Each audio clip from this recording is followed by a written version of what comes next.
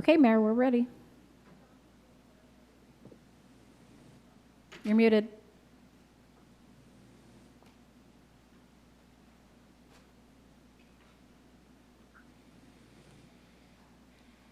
Still muted.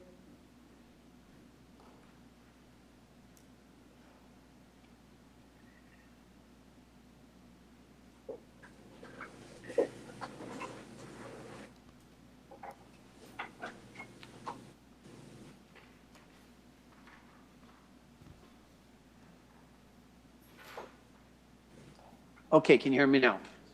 Yes. Sorry about that. Okay, good afternoon. Welcome to a special Oxnard City Council meeting. The date is July 17, 2020, and we'll have the city clerk take the roll, please. Councilwoman Basua. Here. Councilmember Lopez. Here. Councilman McDonald. Here. Councilmember Madrigal. Here. Councilmember Prello. Here. Mayor Pro Tem Ramirez. Yes, I'm here. Mayor Flynn. Present. Thank you. We have a quorum, and the agenda for this meeting was posted in the City Hall kiosk on Thursday, July 16th. Thank you very much. And as a tradition in the Oxnard City Council, for Oxnard City Council meetings is following the pledge to the nation. We'll have a moment of silence. Are there any special requests for the moment of silence from members of the council? All those injured in acts of violence. Okay, all rise, please. Mayor Pro Tem Ramirez, can you lead us in the pledge, please? Yes, okay. Put your hand over your heart. Ready, begin. I pledge allegiance to the flag of the United States of America and to the republic for which it stands, one nation, one nation, indivisible, with liberty and justice for all.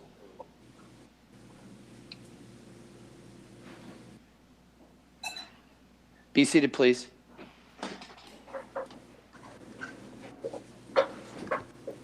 Okay,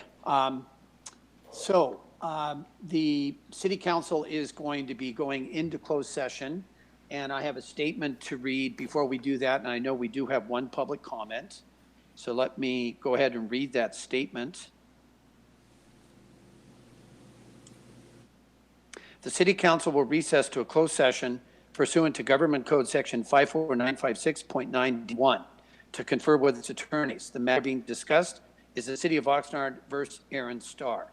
And we do have one public comment, and that is from Henry Sapien.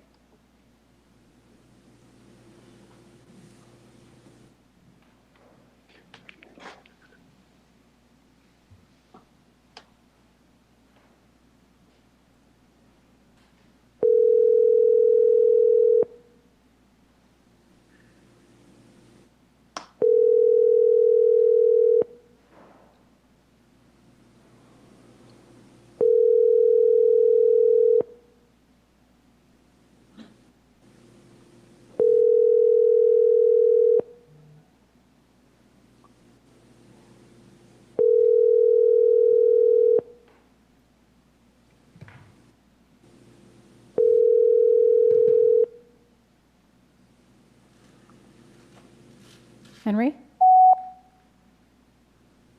Okay, that doesn't, seems to have gone to a message machine. Madam City Clerk, just because it's one call, why don't we just try one more time, just to make sure, Okay, please? sure.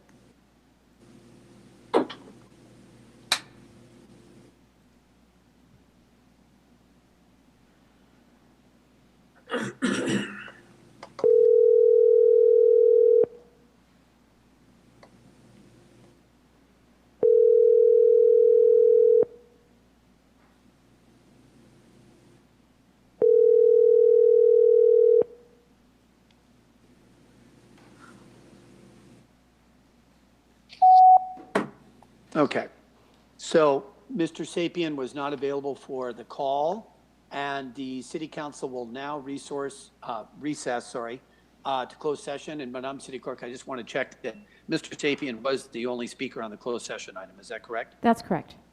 Okay, so the City Council will now meet in closed session, and when we emerge, we will have the reports under item E with the City Attorney Department. Thank you.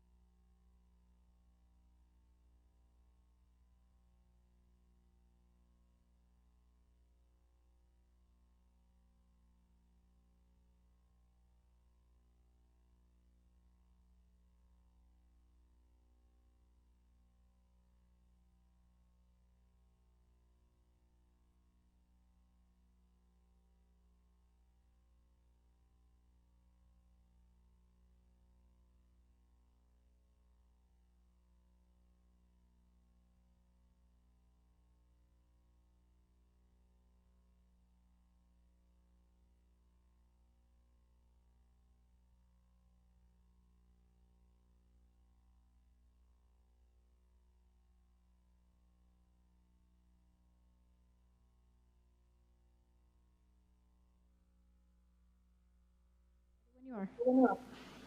Thank you very much. Welcome to the specially scheduled Oxnard City Council meeting. The City Council was just in closed session, and so we'll have the City Attorney make any announcements if necessary. Mr. City Attorney. Thank you, Mayor. So in closed session, the City Council was briefed on the case by the city's attorneys for this matter, and there are no actions to report from closed session. Thank you very much. Madam City Clerk, if we could take the roll again, please. Councilwoman Basua. Here. Councilmember Lopez. Here. Councilman McDonald. Here. Councilmember Madrigal. Here. Councilmember Perrello. Here. Mayor Pro Tem Ramirez. Yes, I'm here. Mayor Flynn. Present. Okay, we have a quorum. Very well. So we have one item only this afternoon, and that's under reports on page 1 of the agenda. And the title is Subject, Placing 3 Initiative Measures on the November 3rd, 2020 ballot. The recommendation is that the City Council adopt 3 resolutions ordering an election to be held on November 3rd, 2020 to consider the adoption of 3 initiative measures, requesting the county clerk to conduct the election and authorizing the Board of Supervisors to canvass the returns with the measures entitled as follows. Number 1, expansion of duties of elected city treasurer by appointing the city treasurer as director of finance and giving the city treasurer additional duties pursuant to that new role. Authority over the city's finance department. Selection and oversight of internal auditor. Establishment, preparation, and submittal of monthly financial reports. Establishment, preparation, and submittal of monthly performance measurements for city departments, and preparation and submittal of annual city budget. Number 2, early termination of Measure O sales tax if specific pavement standards for city streets and alleys are not met. Extension of Measure O sales tax for an additional 5-year periods if specific pavement standards are met. 3, new requirements regarding the way in which city council meetings, council committees, and other legislative bodies are run. And we'll start with the City Attorney, Mr. Fisher. Thank you, Mayor. So Chief Assistant City Attorney Ken Rozelle is going to be presenting on this item. Thank you. Mr. Rozelle. Yes. Good afternoon, Council. Before we get into the substance of the resolutions, I just wanted to give a very brief overview on how we got here. Back on January 17th, the city filed a challenge to the validity of 3 ballot measures that had otherwise qualified for the ballot. The proponent did not respond to the litigation, and then the pandemic shut down consideration of this case and almost all other cases in the California courts. And it wasn't until June 10th that the proponent filed a cross-complaint against the city seeking to force the city to place this on the ballot.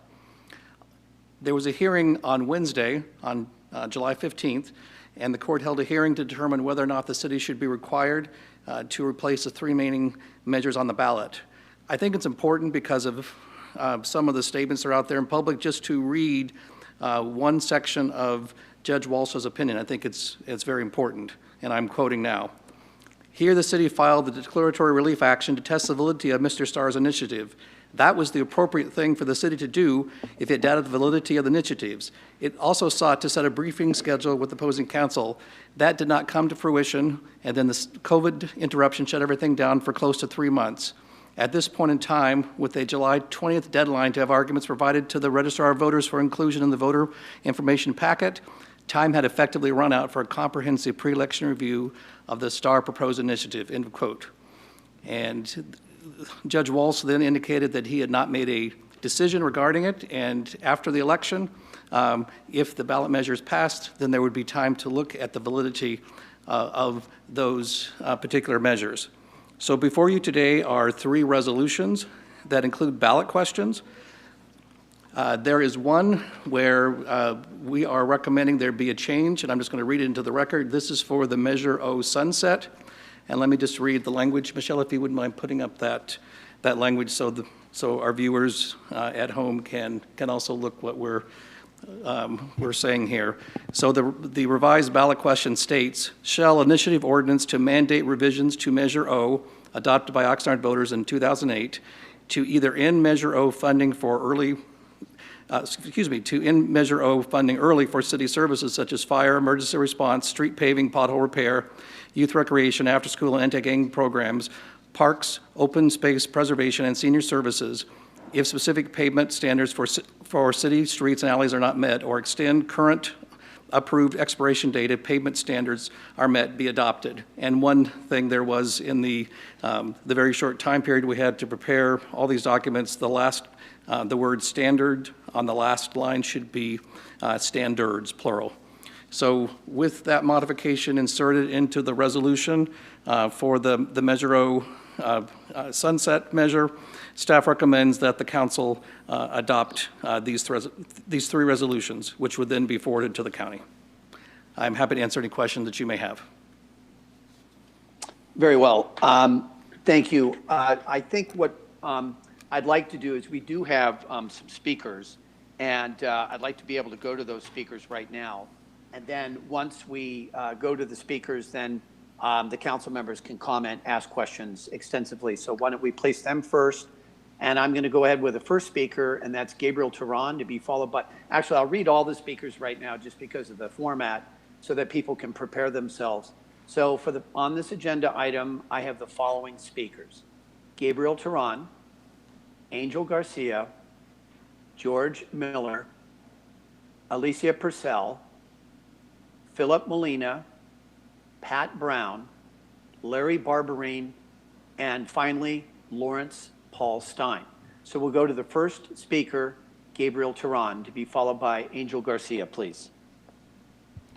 And Mayor, while I'm bringing Mr. Turan on the line, if I could just remind the speakers, if for whatever reason your call doesn't go through, just email me right away and we'll put you back in the queue and try you again.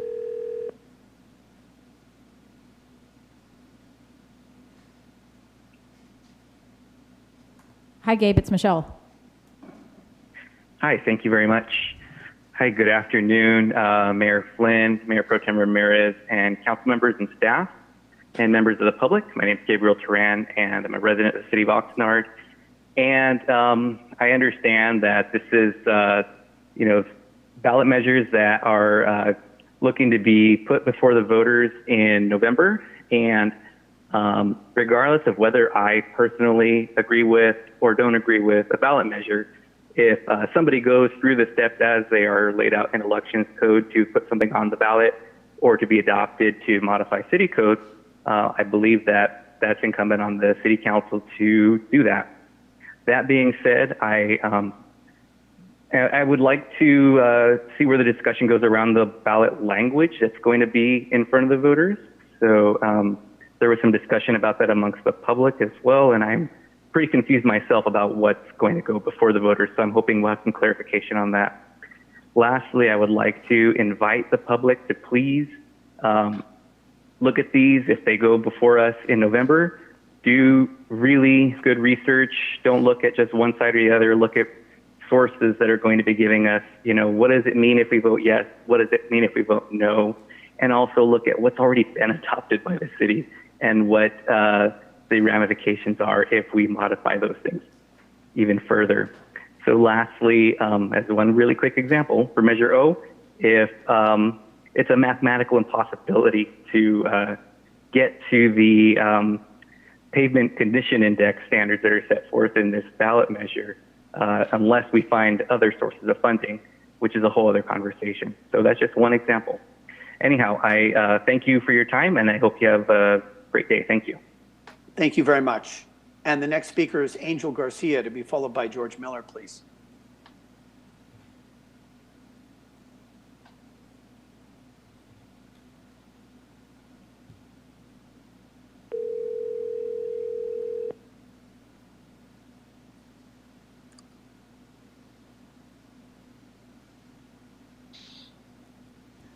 Hi, Angel. It's Michelle. You're live in the council meeting, and you've got 3 minutes to address the council on the report item. Please begin.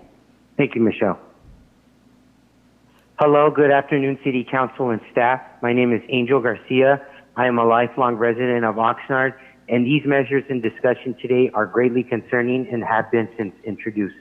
At this time, I would really encourage the author of these measures, and I need you to recognize the unprecedented economic crisis that the country and city is facing, and we need you to not be an advocate, but rather a leader, and withdraw these measures from the ballot in the wake of the economic crisis caused by COVID-19. To take away Measure O money, especially with no guarantee of federal assistance and a growing budget deficit, will not move Oxnard forward, but rather bankrupt Oxnard. Once again, I encourage the author of these measures. Right now is not the time for these measures to have on the ballot. Be a leader and withdraw these measures from the ballot. Thank you for your time. Thank you very much. And the next speaker is George Miller, to be followed by Alicia Purcell, please.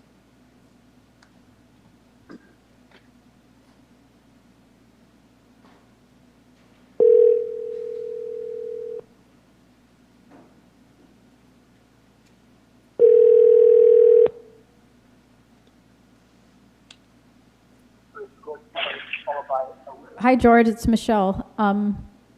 Do you have your TV muted in the background? All set, I think. Yeah. Okay, then you've got 3 minutes. Please begin. Okay. Good afternoon, council, staff, and the public. I am disappointed, but no longer surprised by your latest illegal, immoral, and incompetent antics. This time with your atrocious handling of the Moving Oxnard Forward ballot initiatives for street paving, council meetings, and city treasurer duties. Even a marginally competent city attorney, city manager, and council would know that once a ballot initiative has signatures certified, it must either be put on the ballot or approved by the council. Any challenges ought to be made after it passes, if it passes. You likely did know that, but still stalled, lied, and litigated with our money and our time to avoid doing the legal thing. So Judge Walsh had to remind you of that and spank you again. But now you're again attempting to break the law via rewriting the initiative summaries in a prejudicial fashion. Stop your law-breaking behavior. Sit down and work out fair language with the initiator. The proper place for your dissent is in the counter-arguments, not in the ballot language, and you know it. You must think you can get away with such behavior and force most of your agenda through via deception, delay, and obfuscation. I call upon the public to hold you accountable. Whether or not you favor the initiatives, public, you should hold the city accountable for doing this legally. While I certainly don't agree with everything Aaron Starr says and does, I thank him for helping to hold you accountable better than anyone else seems able to.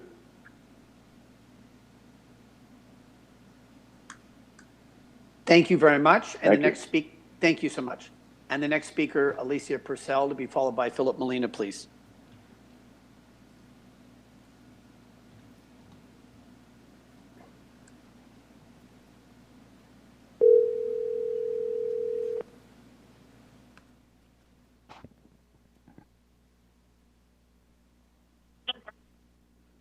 Hi, Alicia. You're live in the council meeting. You have 3 minutes to address the council. Please begin. Thank you, Michelle.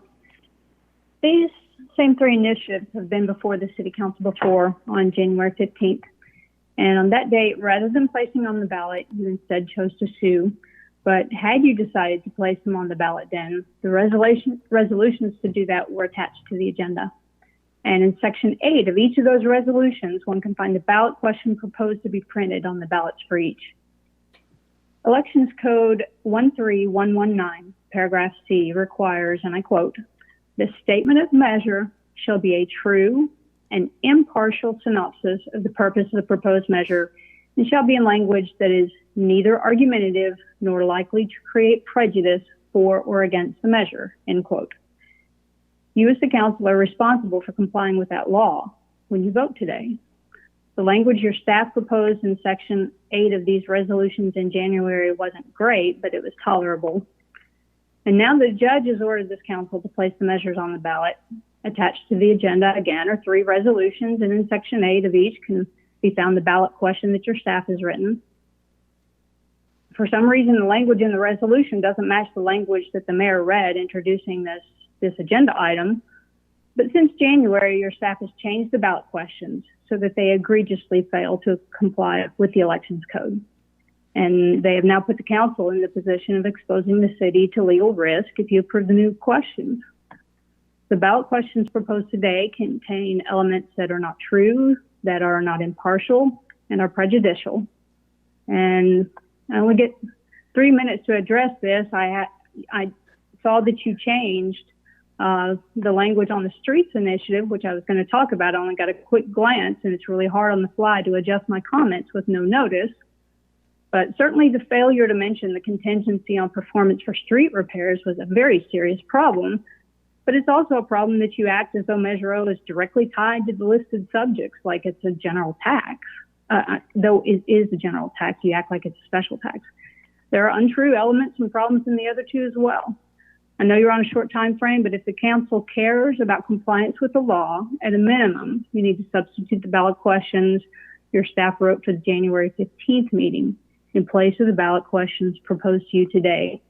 It was much less effective, though not still 30 not seconds, entirely. please. 30 seconds. Do you guys really mean it when you speak in platitudes about being honest and transparent with the voters? I mean, you love using those buzzwords, but do you mean it?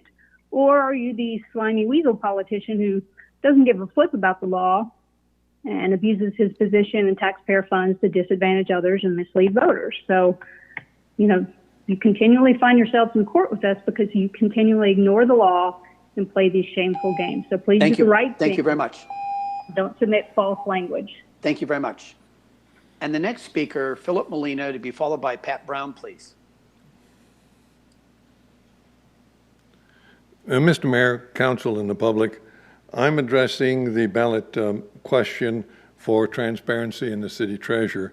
And as such, I need to read Section 3 from the initiative to remind the Council and the public that the proposed city treasurer will not be reducing authority or oversight by the city manager of city functions, nor determine how the city will be run or funded, but will be responsible for preparing budget and financial data previously assigned to the Chief Financial Officer. Section 3 reads, the people of the city of Oxnard hereby declare their purposes and intent in enacting this measure. A, to declare the elected city treasurer as the city's chief financial officer and ensure a sufficient number of qualified professionals are in the finance department to carry out required duties. To entrust the elected city treasurer with designing a system of internal controls and overseeing an internal auditor to discourage malfeasance and criminal conduct. To entrust the elected city treasurer with designing and implementing a robust program of transparency, including monthly financial reports and the online posting of documentation supporting city expenditures. To task the elected city treasurer with establishing relevant metric and regularly reporting on the performance of each city department to better ensure that the public is receiving quality, economical, and timely services, and to create clear lines of authority between elected officials and hired city staff, and require that the elected city treasurer publicly report on the level of support and cooperation provided by city staff in assisting the elected city treasurer with fulfilling required duties. Furthermore, the city treasurer shall be the director of finance and shall perform such statutory duties as are assigned to the director of finance and chief financial officer of a general law city like Oxnard by the laws of the state.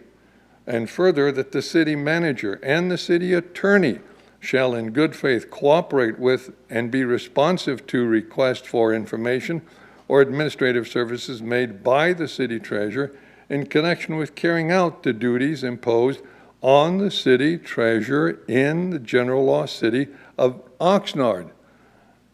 So we're not taking over authority of the city manager as is being suggested in the ballot question that's being offered. Please, that's not objective, that's not professional, that's intended to upset people. And that's not appropriate. Ken, you know that. And Steve, you know that as well. Thank you very much. Thank you very much. And the next speaker, Pat Brown, to be followed by Larry Barberine, please.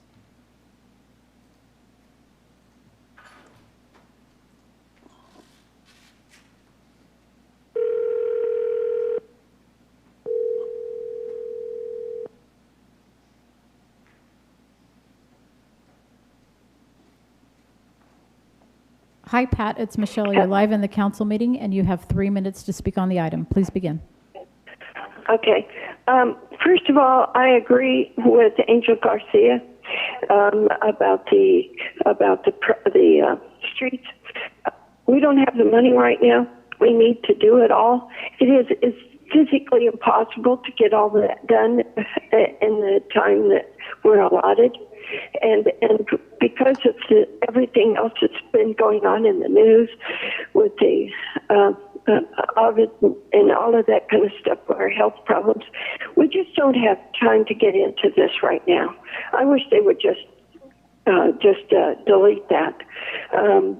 But I think it can be done correctly if we have enough time, if we're not bothered by all of the regulations and Mr. Starr and his requests. I don't exactly agree with Mr. Starr's wife being able to make comment on this. I think she needs to step aside and let Mr. Starr make his own comments. Secondly, and if he's not allowed to at this time, well, then she shouldn't be either.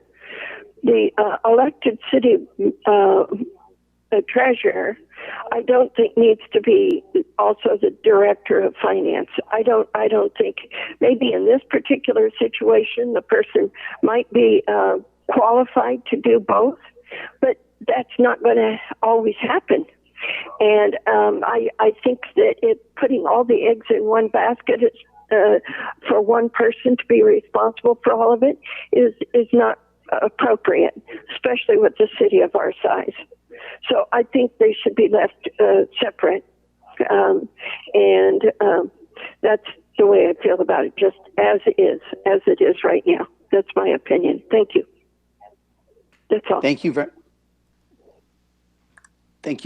very much. And the next speaker is Larry Barberine, to be followed by the last speaker, Lawrence Paul Stein, please.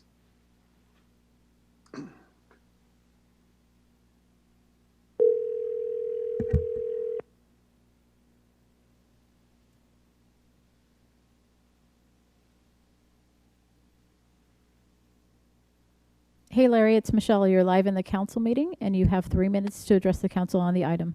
Please begin. Thank you, esteemed clerk. I'm thankful to be able to talk about our money, taxpayers' money again here. Here's hoping, first of all, that this will be the end or the near end of litigation over ballot measures and such here in the city. It is cost to the taxpayer, and it's just been long going with these two parties, the city and the Stars. As with the state propositions, the gist of certain measures can be something that we most people would agree on, but it's how it's written. There could be a poison pill in there, or it could be one item that is so bad that it's enough to vote no on that and wait for it to be handled later. So I'm unsure how we'll vote on these. I'm concerned with the city treasurer part there about check and balance with having finance director and city treasurer separate. I'm wary of the scare tactics, though, on the Measure O thing. I think it would be a while before Measure O would be ended, depending on the street. So where we think of that, I think it wouldn't be like a immediate withdrawal of funds there. As with the state, this is like this. Some of this, the way it's written, this new language here by the city, it's akin to the state attorney general when he writes some of these ballot measures. It's prejudicial. It's at least unfair. The way some of this written, particularly the Measure O writing, at least what I've read as of yesterday and earlier today. So I'm really urging this to have a meeting in mind so that this is written in such a way that is fair, not one-sided on either side, and so we can have a clear view of what to vote for here. So thank you very much for listening. Thank you very much. And the last speaker, Lawrence Paul Stein, please.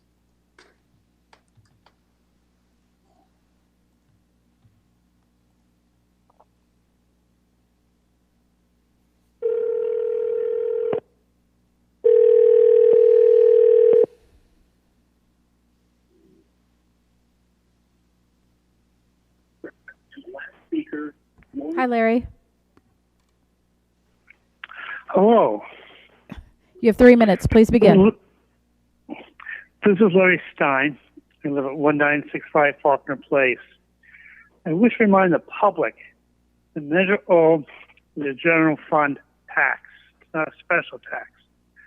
It was led by public safety and promoted to provide services, enhanced services. But Measure O has not been used that way. For example, in the language of the Measure O, there's specific language in that indicating that code compliance was supposed to get additional services. That never happened. Again, Measure O is a general fund, and it has been abused by city staff. It's been used in backfill positions. The amendment to reduce Measure O, eliminate it because of conditional services is a considerable effort and appreciated by this member of the public. But the fact is, Measure O is still a general fund, and the city can use the money any way they wish to, even though it's presented to the public for certain uses, and those uses were not performed by city staff. The issue of having the council meetings on these Tuesdays during the days, again, was pointed out to be a falsity in transparency. One cannot attend these meetings on a regular basis, and I myself have asked questions at these meetings, and those questions have been ignored. But we've been given limited time to speak on these meetings because you have limited time for these meetings. These meetings are scheduled for an hour and a half. If you spend 45 minutes on one issue, that leaves you a limited amount of time to speak on other issues, and the public is awfully ignored. We need to go back to the way of having our meetings on Tuesday nights. These meetings that are held during the day on Tuesdays benefit the staff and does not provide generally public input as needed. I've tried to speak at some of these meetings and been told that you arrived late, so you can't speak on these items. That's not the intent of these special meetings on Tuesdays. The intent is to provide public input. And if the public's not allowed to speak because they arrived late, there's something wrong with the policy. Again, these items are going to be voted on by City Council because they're supposed to go on the ballots for November. I wish there were consideration and considerable talk and discussion among City Council members on these concepts. Again, Measure O was supposed to be a general fund for special uses, and 30 seconds. Used and misused by the public. In fact, a large portion is being used for pensions.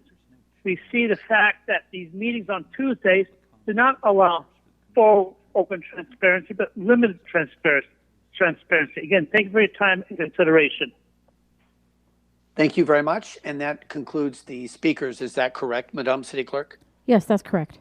Okay, so we've had the comments from the public and now the City Council members. Let's start with Mayor Pro Tem, please.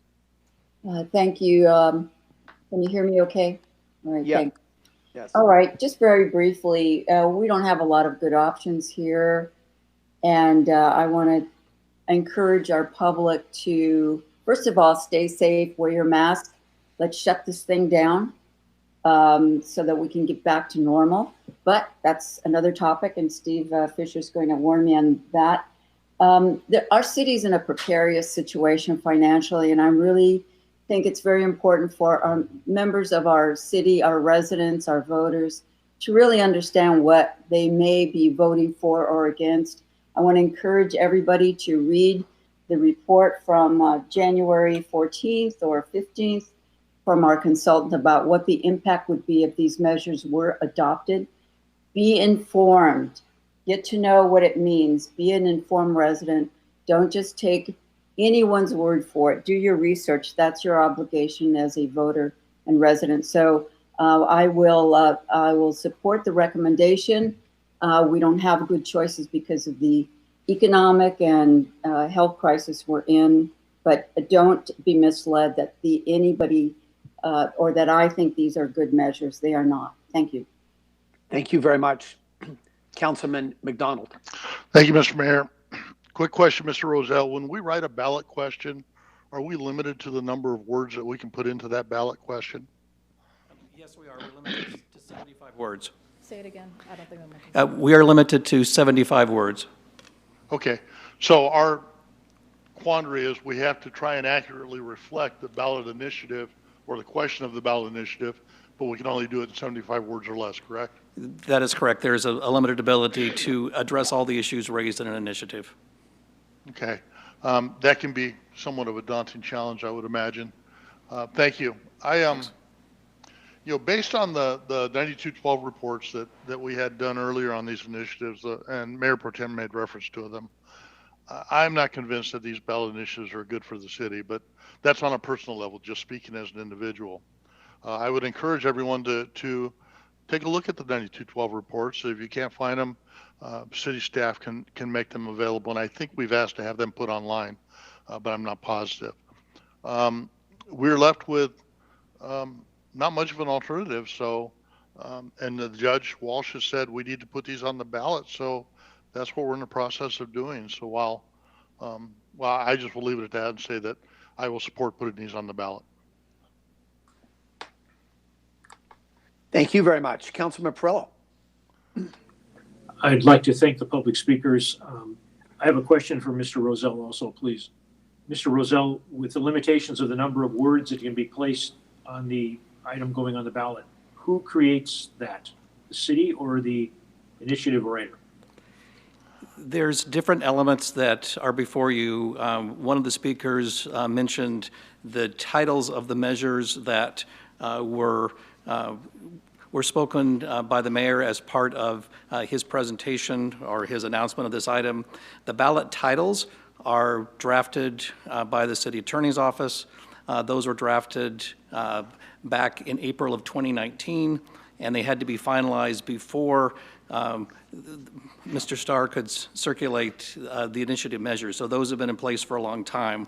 The ballot questions, we did one draft in January. That was before the 9212 reports were finalized, and as you know, the council did not vote on those questions.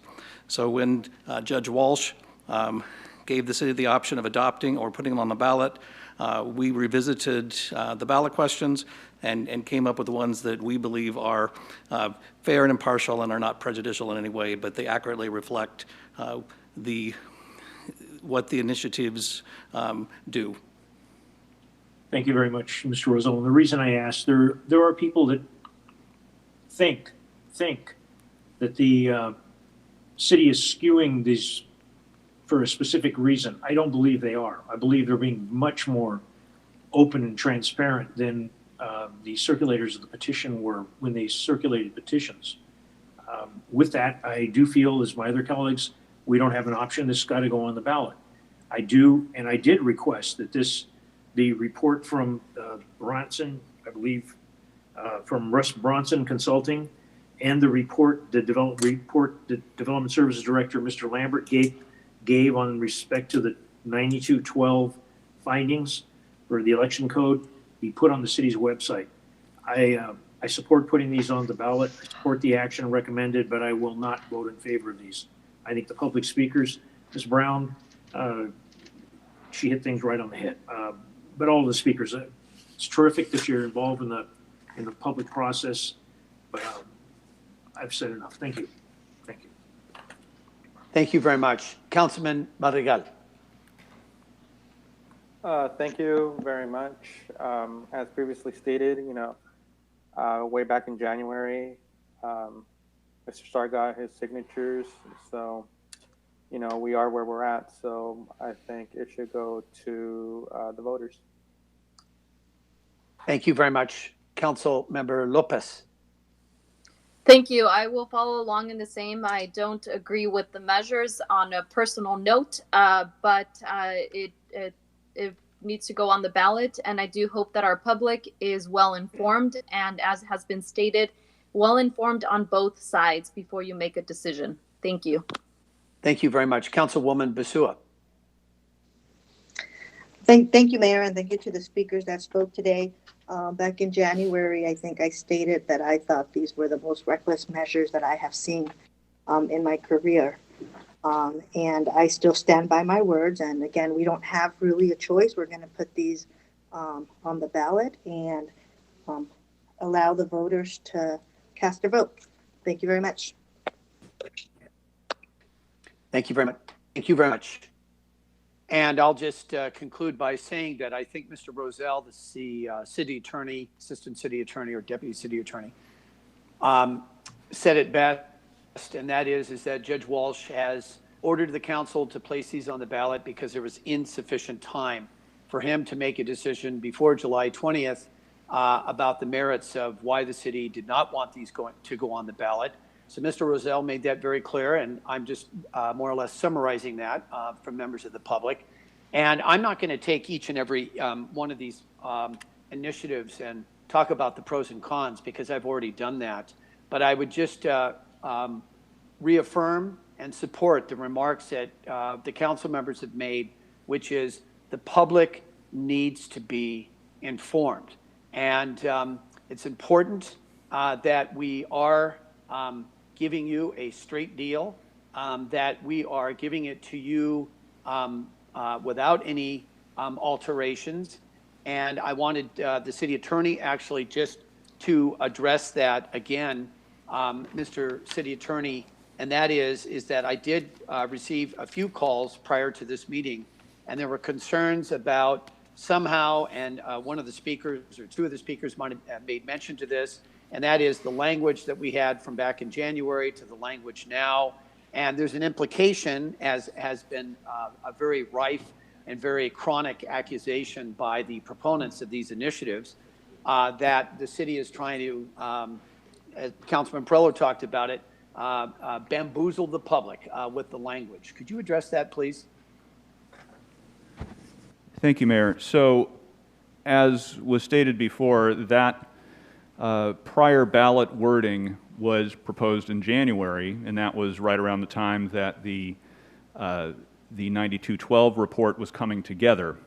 Following the receipt of that report and the information that that included, that has led to a revision of what the stated reasons in the ballot question are for what this measure does. So if Mr. Roselle has anything to add to that, but it's more an evolution of the understanding of the impacts of the measures. That is correct. I agree with that analysis, and it is our office intention that the ballot questions be true and impartial and not be prejudicial. We believe they convey the essence of the measures. Very well. That answers that question. And then the last comment was, for the sake of transparency, is the time of this meeting. And Mr. Nguyen is not present right now because he has a family emergency that he has to take care of.